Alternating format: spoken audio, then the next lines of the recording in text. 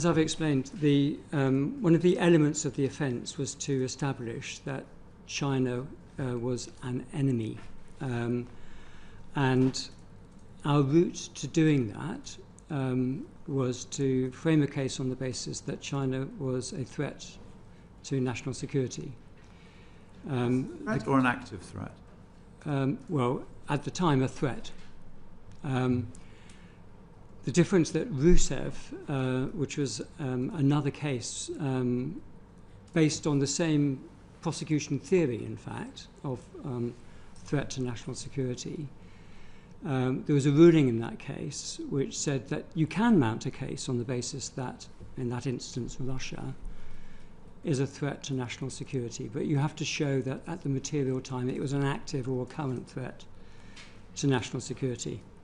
So the statement that we had at the time in our case didn't go that far, so we asked for confirmation that at the material time, which was the dates of the offence, China was an active threat to national security. That we did not think that this would be a difficulty, but in the end, it proved to be a sticking point, and we were unable to secure that evidence. When you decided to drop the case, what advice did you take before coming to that decision? Well, there was an enormously experienced team involved in this case, comprising internal lawyers, very experienced in national security cases. Mr. Little, who sits on my right, was involved at the outset and was trial counsel.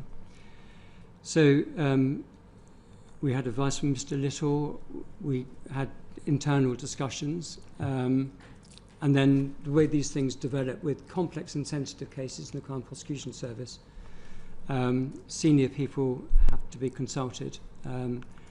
That happened as well. And a decision was taken, which ultimately I endorsed, that we would not be able to meet our test, that there was a realistic prospect of a conviction. And at what point did you decide that there was no alternative charges that could be pressed? Given the challenges that we'll come on to in a moment, but at what point do you decide there was no alternative charges that you might level at these two, such as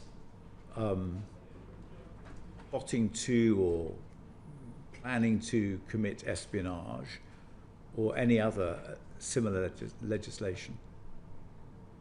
Well, all this was in the mix, really, at a point at which we concluded that we could not prosecute the case, and that was late August of this year.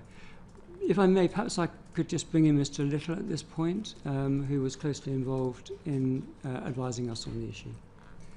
So just dealing with a couple of matters that you've raised, perhaps to try and join up some of the dots. The critical meeting, which was an unusual situation for leading counsel for the Crown to meet a witness in these circumstances, and I did that on the 14th of August, and I have a very clear recollection of that meeting because I needed to understand why the two previous attempts to get statements, statement number 2 and statement number 3 from Mr. Collins, why, as it were, what I thought would be relatively straightforward to be said, which was there was an active or current threat to national security, why that hadn't been articulated in clear terms. I also want to make it clear I was not concerned if the witness didn't use the word enemy. That would be a matter for the jury. But I needed to have the evidence to support the submission to the jury. And the witness was clear to me that he would not say that China posed an active threat to national security at the material time. That was in answer to what I regard as the million-dollar question in the case. And once he had said that, the current prosecution for those charges was effectively unsustainable. That's my carefully reflected position. I didn't jump to that immediately.